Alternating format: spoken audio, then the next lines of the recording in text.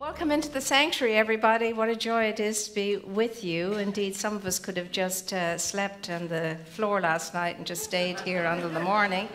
We had such a very, very good time, and it was a moment in time that was just, it seemed to be just one beautiful moment, endless moment, knowing and feeling and experiencing what real community can be and is. So there's nothing like a party to bring that out within us all. And so I thank every one of you who were here, and we remember those of you who couldn't be here, and you were all part of that wonderful celebration of 15 years, celebrating Dr. Frank and Dr. Anita's 15 years, as he and she pointed out, of their retirement, and thanking me very much for giving them the opportunity to have those 15 years of fun and play. And so that's what they were celebrating last night, as well as our ongoing legacy here. And I want to thank everybody for all the cards and all the gifts and all the love and all the support. It was just awesome. I'm still endeavoring to take it all in. And of course, it all flows right back at each and every one of you. And so we continue now. This is our last Sunday to focus on that wonderful book, The Power of Intention. And I don't know about you, but I've received a great deal from it. And I would just say that what we have been sharing on a Sunday is not even a tip in the iceberg of that book. That book is so incredibly, wonderfully awesome in its simplicity and in its invitation for us to come higher and be all that we can be. And so again, intention is not something that we do, and it's not something that we find somewhere. It is the power, it is that awesome energy, it is the infinite intelligence that we're steeped in, move and have our being in. It is cosmic in its scope, and when we understand it more fully and use it more intelligently and wisely, we can not only transform our own lives, but we can transform all of life. And so even though you and I may talk about setting our intention or this intention or that intention or setting our intention more deeply, it's a silliness in a way, because the intention of Spirit itself was set in us as soon as we came into being, and we always were in being, because you and I are the sacred intent of the divine. The divine intended us from before the beginning, because there never was a beginning. And we'll always be that divine intent. Now that's such an awesome concept. It's difficult for mortal mind to get itself around it. But I am the divine intent of Spirit, as are you, and everything in all of creation is too. So when we talk about setting intention, we're really only talking about wakening up to the divine intent that exists in us, always has and always will. And so we're looking at the fruits of that intention today, and they are copious. They are copious, the fruits of intention, my goodness me. And I think we can only understand the fruits of intention when we are consciously in intention, and we've aligned ourselves with intention. We don't have to study them. We don't have to seek them out. They express themselves through us. That's how we discover the fruits of intention, and we'll never discover them unless the fruits of intention are expressing themselves through each and every one of us. So what the wonderful Dr. Wayne endeavors to express to us is that when we are in this conscious awareness that we are the divine intent of the Almighty, of Spirit, then what we do is we become connectors. This whole last chapter is on connectors. Honestly, it's well worth the study, the read, and the taking to heart. And he says, once you become a connector, that is, you're consciously connected with your source, then what shows up in your life is awesome. You become awesome in your way of living, moving, and having your being, and you amaze yourself. And remember, life is about amazing yourself, not about amazing anybody. You don't have to amaze anybody else. You just want to live in your own amazement that comes from the awesomeness that is revealed through you.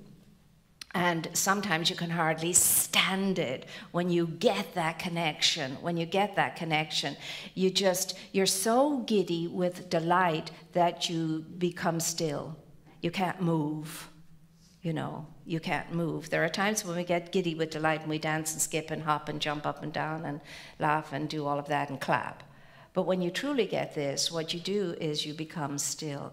And we are told always by the great ones and those who have discovered this, that the way we most deeply reach our divine source is through and in and by means of silence. Through and in and by means of silence. And that also the experts tell us in the metaphysical field that it's very hard for us to make that deeper contact with the divine when we are ranting and raving and being our egoic selves, that is always calling us into being combative and competitive and all of that. And the list is endless. And so as long as we're playing in the field of the human only, the false self, the egoic self, we will always remain a hostage to the ego. And whilst we're a hostage to the ego, we cannot be a host to God. And that's our challenge. That's our challenge. Not to let the humanity, which is beautiful and wonderful and awesome, get in the way of our divinity coming through and demonstrating itself. And what is the fruit of that? The fruit of that is that everywhere I am, life is increased. Every thought I think and every feeling I entertain and everything I do enhances and enriches, nurtures and nourishes life. And I become then the peace that the world desires for this world in order for it to be able to realign itself with the truth. Because remember, there is a personal intention and there is a collective intention. And the collective intention changes as your local one and my local one changes too. So if what I am doing and being and how I'm living is not mending, fixing, healing, pacifying, unifying, bringing together, if it's not doing that, it's causing the opposite. It's separating, causing divisiveness. It's creating dissonance. It's creating pockets of ill content.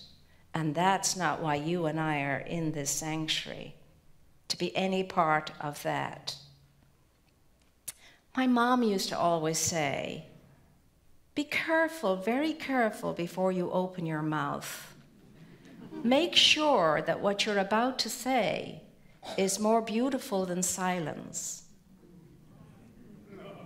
She also used to say, those who think by the inch and speak by the yard should be moved by the foot. We heard that a lot. So a little knowledge is a very dangerous thing, she used to tell us too. Did your mom ever tell you that? My mother said that a lot. Little knowledge is a dangerous thing, child. And so what we're called to in this acute time in our global experience, it's a very acute time, is to be all that we're here to be. And remember, that's what we signed up for when we came in. We're the ones that signed up for peace in our day.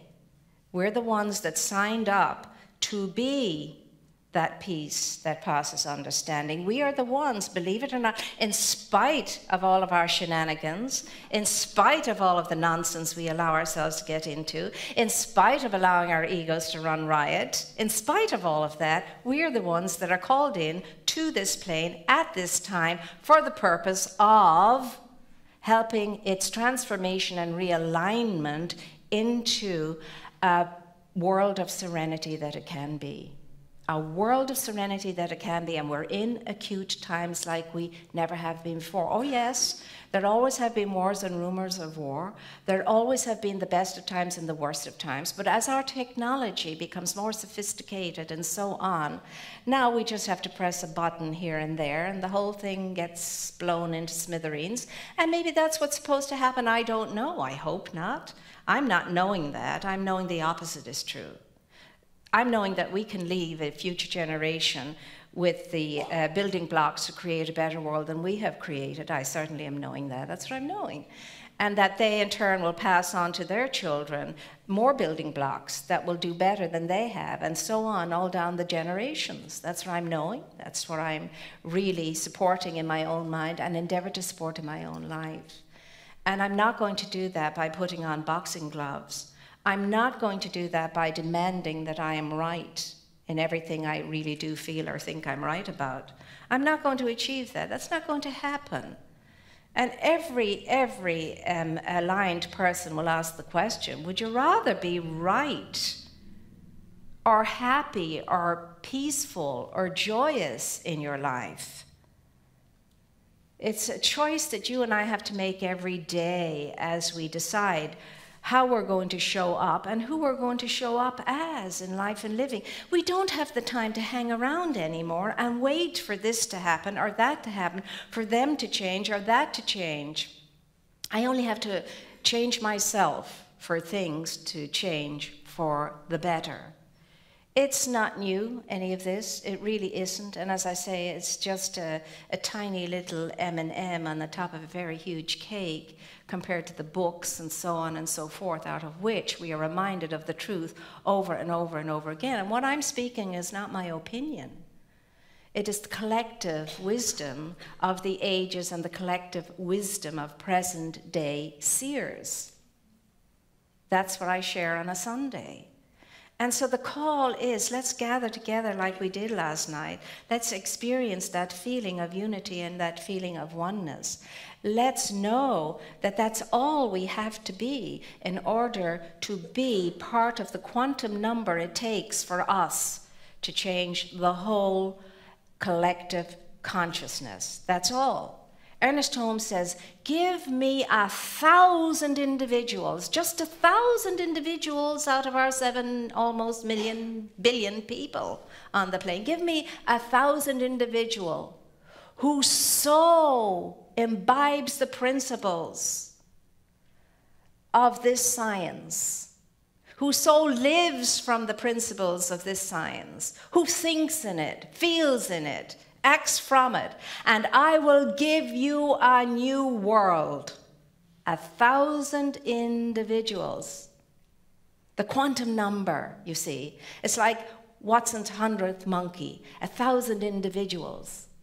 That quantum number, as I keep reminding us, could be very small, and you could be the very last person to trigger us into that quantum number for things to be transformed and our world to be realigned into that world of serenity it is meant to be. You are the called, and you are the ones that, by sitting in these seats, say, have responded to the call.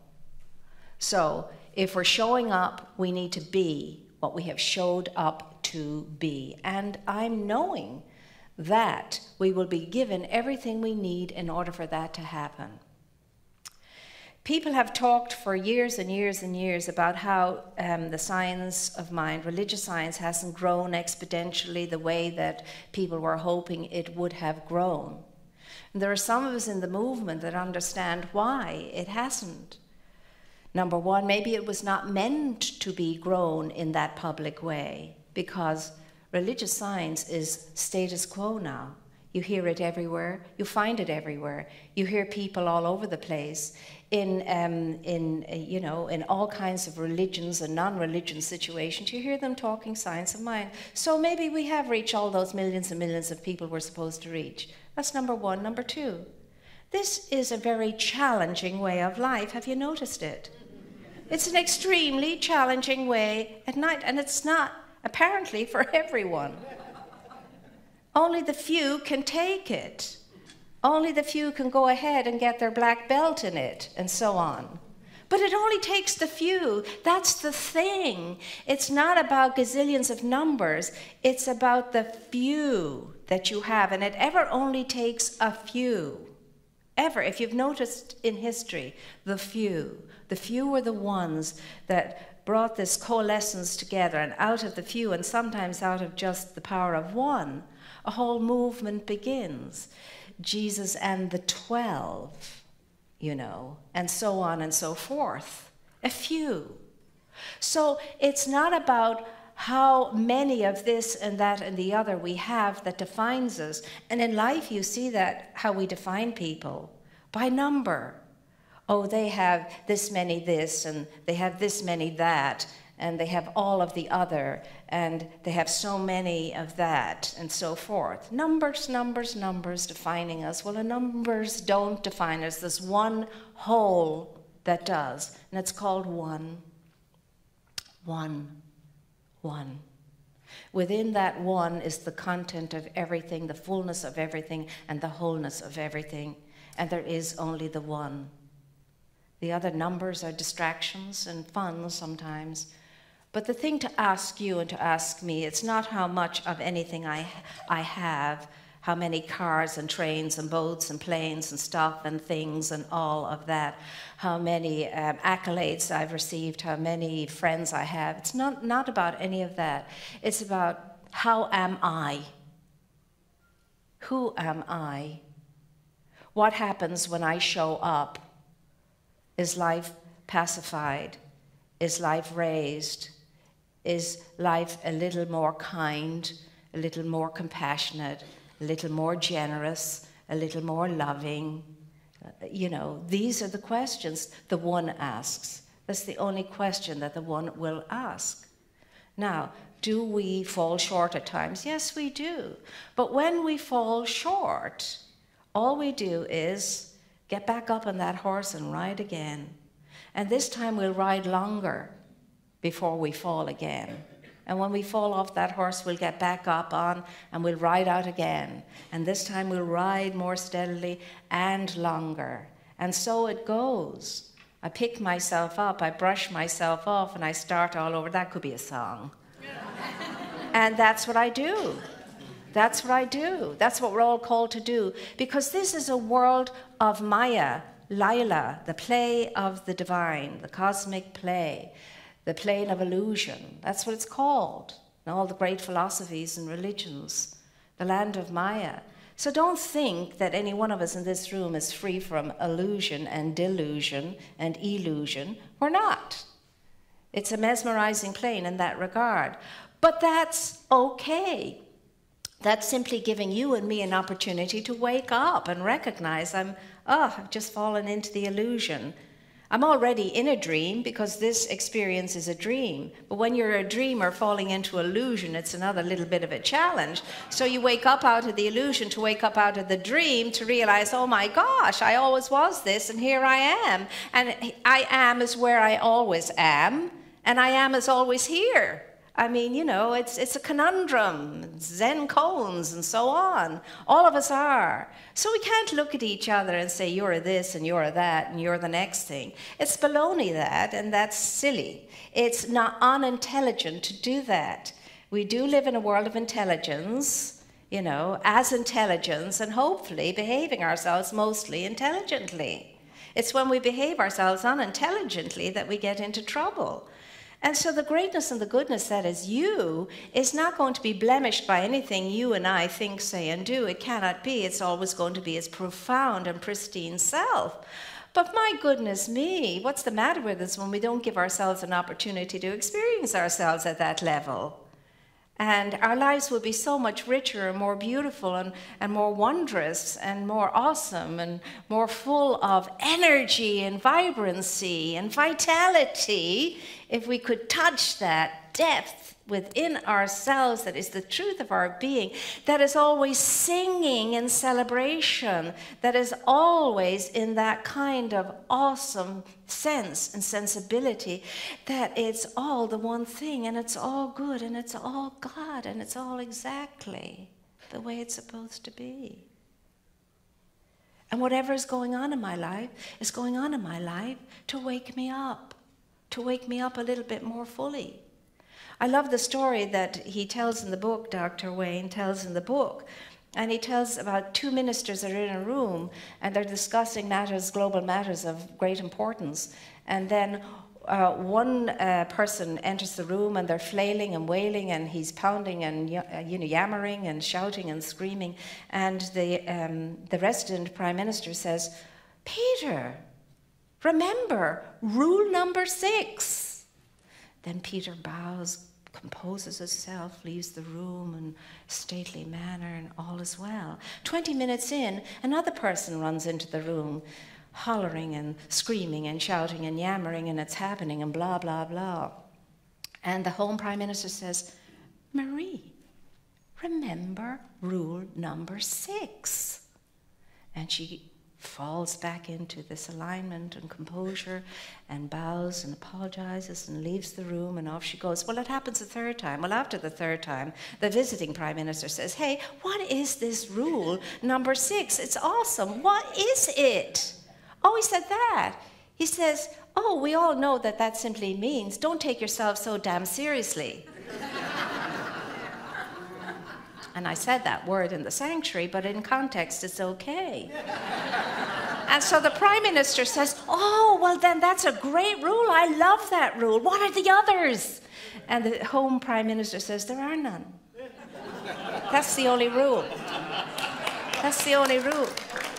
And oh my goodness me, do we not take what we think and what we believe and what we know to be true so darn seriously that we want to run in flailing and wailing and hammer it out and tell everybody this is what it is and this is what it is and this is what it is. I mean, we're really a wonderful combination of silliness and fun and mirth and intelligence and all kinds of things. So the whole idea is if you and I are to respond to the invitation to be all that we can be, and obviously we wouldn't be here if we weren't responding to that. If you and I are to respond to that and say that gentle yes. Now remember, gentle yeses are accompanied by gentle no's too. It's that serenity and it's that calm and that centeredness and that peacefulness that allows us to be calm and gentle and kind and aware and awake and alert in all kinds of circumstances. Now, I will just read to you from the last page in one of Dr. Wayne's books, and this one is Your Sacred Self. And he says, I keep this very much in mind and close to heart, and it's what my teacher, Maharaj, always used to remind us. He reminds us of the simplicity of creating a society that is based on spiritual principles, and that's what you and I are endeavoring to do, to create that compassionate world that works for all. He says, this is what his teacher says, my stand is very clear. Produce in order to distribute. Feed before you eat. Give before you take. Think of others before you think of yourself.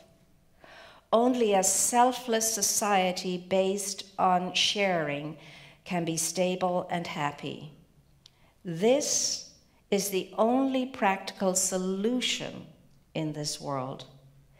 If you do not want this solution, then by all means, be at war. And on top of that, same last page, is the prayer of St. Francis. And I never tire of it. Make me a channel of your peace. Where there is injury, let me bring love. Where there is despair, let me bring hope. Where there is darkness, let me bring light. Where there is unforgiveness, pardon.